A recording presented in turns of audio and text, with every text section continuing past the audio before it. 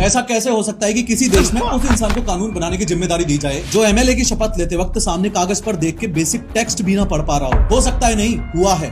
Welcome to India. हाल ही में बिहार असेंबली का एक नया सेशन शुरू हुआ जहां न्यूली इलेक्टेड एमएलए को शपथ लेनी थी। वहां जेडीयू की एमएलए विभा देवी जो नवादा सीट से जीती हैं, जब माइक पर शपथ लेने आई तो वो सिंपल हिंदी के वर्ड्स तक ढंग से नहीं पढ़ पाई। मैं विधानसभा के सदस्य निर्वाचित हुई हूँ।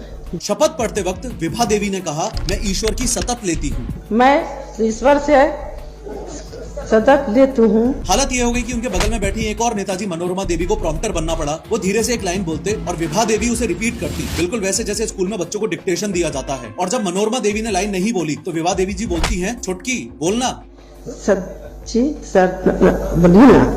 अब देखो, यूं तो हंसने की 100 बातें हैं, तुम इस पे मीम बना लो, मजाक उड़ा लो, कुछ भी करो, पर मैं चाहता हूं कि तुम इस बात की गंभीरता को भी समझो कि अपने देश में हर दूसरे नेता की यही हालत है। इस देश में एक चपरासी की नौकरी करने के लिए 10th पास होना जरूरी है, लेकिन पूरा स्टेट या देश चलाने के लिए पढ़ा लिखा होना जरूरी नहीं है। आज भी नेता अपने देश में चुनाव सिर्फ इस बात पर जीत जाते हैं कि वो कास्ट पॉलिटिक्स और दबंगई के दम पर कितने वोट्स इन्फ्लुएंस कर सकते हैं। ये नेता लोग जो मेरे लिए बजट और कानून डिसाइड करेंगे, अगर ये खुद की शपथ तक ढंग से नहीं पढ़ सकते तो मैं कैसे मान लूं कि ये कानून को ढंग से पढ़ पाएंगे, समझ पाएंगे और आम जनता के वेलफेयर को दिमाग में रखते हुए उसे इंप्लीमेंट कर पाएंगे। दिक्कत 10वीं या 12वीं पास होने की नहीं है, दिक्कत लैक ऑफ साइंटिफिक टेम्परामेंट और अनएजुकेटेड होने की है।